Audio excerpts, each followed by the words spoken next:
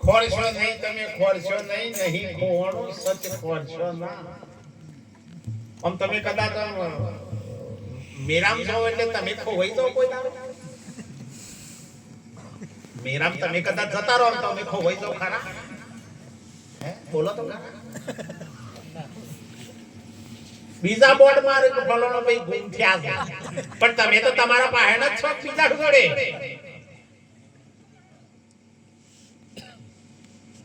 ઘેરથી નીકળો એટલે એના ઘરવાળો કે તમે મેરામ જાઓ ને એકલા ચોખ્ખો વઈ જાવ તો, પણ વઈ જીદ પકડી કે ના મારા જવું છે એટલે ઓવાને પેલો ગળામાં કોઠલો નાખે નાખો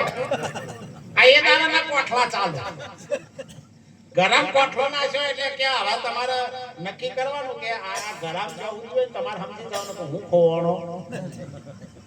અને ગરમ અહીં ખસી જાય તો તમારે મોદી લેવાનું કાઢે.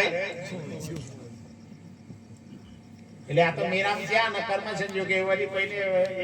મય ફોન પી ગયો છે કે પોટલી મારી ગયો છે ધમાલ થઈ તે તો અડ્યા દોડતા દોડતા પડી જાય એટલે પેલો કોઠલો નેકરી ગયો નેકરી જો તમે જોવો તો બસ તો આયા નાઠાણ મસરામ કઈ જોઈ તો અરે હું તો ખોવાઈ ગયો અને બૂમો પાડવાનું ચાલુ કર્યું ઘેર જોઈ તો બૂમો પાડે અરે હું ખોવાઈ ગયો ઘેર થી બે ઘરતા બે બેડા ચોખ્ખો વાળા છો ઘેર તો આયા છો આમાં ઘેર આયા તોય બૂમો પાડવાની કે હું ખોવાણો એવું હા તમે તમાર ઘેર જોતા બૂમો પાડો તો હું ખોવાઈ ગયો હું પડાય અલે ઘેર આયા પછી તારું તમામ પ્રકારનું ભટકન મટી જાય બાપ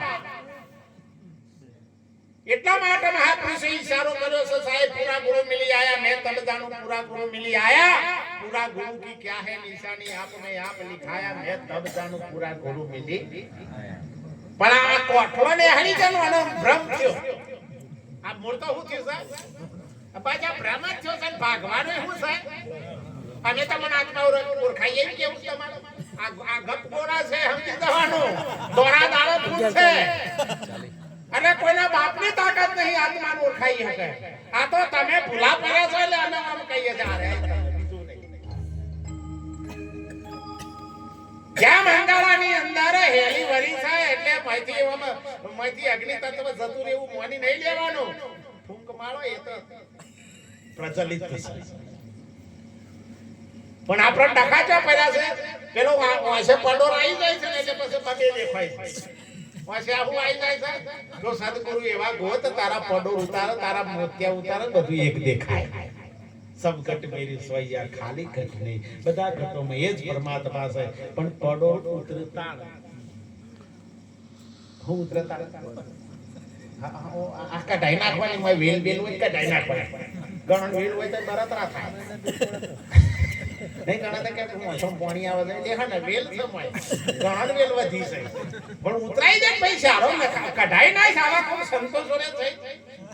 એવો અનુભવી તો કદાચ કોઈ સંત મળી જાય અને એવું જ્ઞાનનું મય અંજન વચી દે અરે સાહેબ તમામ પ્રકારનો રોગ મટી જાય દ્રષ્ટિ સુધરી જાય અને જેની દ્રષ્ટિ સુધરી એની સૃષ્ટિ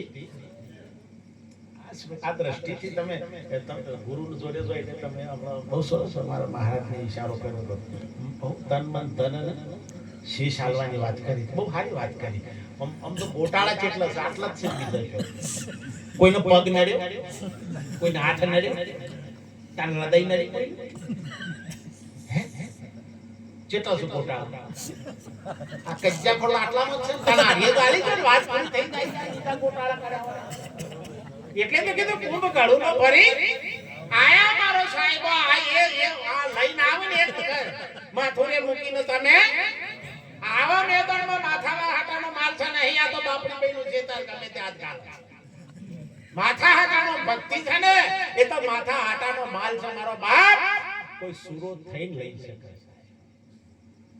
ભક્તિ સસુરાની નહીં કાયર નો કોમ પ્રથમ પેલો મસ્તક મુકન વર્તી લેવો માથા હાટાનો માલ છે સમજજો મેર પડે એવો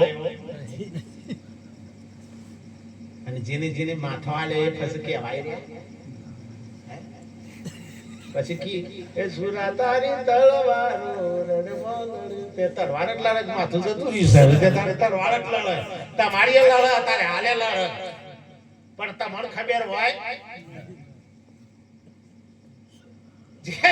અત્યારે હાલ દિલુરામ બાપુની તલવાર તમે જો અત્યારે હાલ લડી રહી શબ્દ સંસ્કાર થાય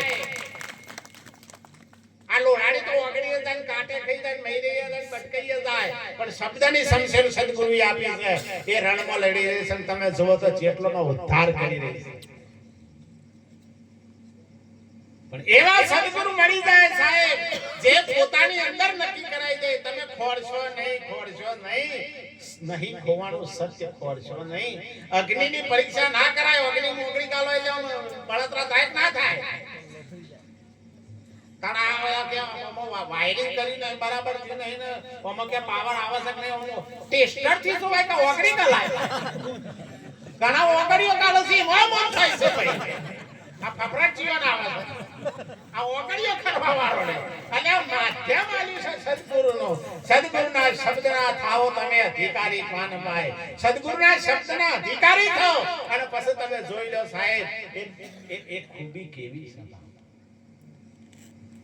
આ તો એક વખત આવું મંદિર બનાવી દીધું બસ ક્લાસ. પેલા ભુવજી હતા ને તે ઘરમાં પૂછતા હતા ગોખલા માં હોય ગોખલા હોય અને બાપુ શેઠા ચેતના શેઠા હોય બહુ આટવા ગઈઢા ચાપસ તો બધા બહુ જુદા પાડો છે હોય તો આપડા તો ગોમડમ હારું છે નકર તમે જુઓ પેલા મહેફલસી બાપુનો વિડિયો આવે છે ઘણી વખત તમે જોજો સાહેબ કેવી આપણો સાહેબ હૃદય હલી જાય એવી પરિસ્થિતિ છોકરા ઘણા રૂપિયા કમાય હું ફોરવાના લેવા ને તમારો મા-બાપ જો તમારા જોડે ના રહી શકતા હોય અરે તમારા ઘરમાં મા-બાપ જો કદાચ રાજી ઘરમાં ના રહી શકતા હોય ને તો મોહ અવતાર આખી જિંદગી ભજન કરો તો એ હું ના કરો તો એ ઘેર મા-બાપની સેવા કરો ને એ ભજન જ છે. અમાર સેવા આવે એટલે આખા લોબા થઈ જાય મા-બાપનો આખોટા ને સાકોટા કરે કોઈ ફેર નહીં પડે ભાઈ. પ્રથમ ભક્તિ ક્યાંથી શરૂઆત કરો? પ્રથમ ગુરુ માત પિતા રક્ત વિરક્ત દાતા, ત્રીજા ગુરુ દયન કહીએ ગર્ભવાસમાંથી નિયો બચાઈ, ચોથા ગુરુ તેને કહીએ જેને નામ ધરાયા, પાંચમા ગુરુ તેને કહીએ અક્ષર જ્ઞાન કરાયા, છઠ્ઠા ગુરુ તેને કહીએ પાઠ ગુરુ કંઠી બોધી કોનમાં ફૂંક મારે, સાતમા સદગુરુ તેને કહીએ બ્રહ્મગઢ તોરણ એકમો જોડો સાહેબ. તમારી ભાગીન ફૂંકો કરી નાખે અને તમારે એક નક્કી કરાઈ દે, એમાં સળંગ સૂત્ર નક્કી કરાઈ દે, એમાં સ્વાય આખું પાછું રાખે. અરે આકાશ તો જે મનો તેમ છે રે ગળો ફળ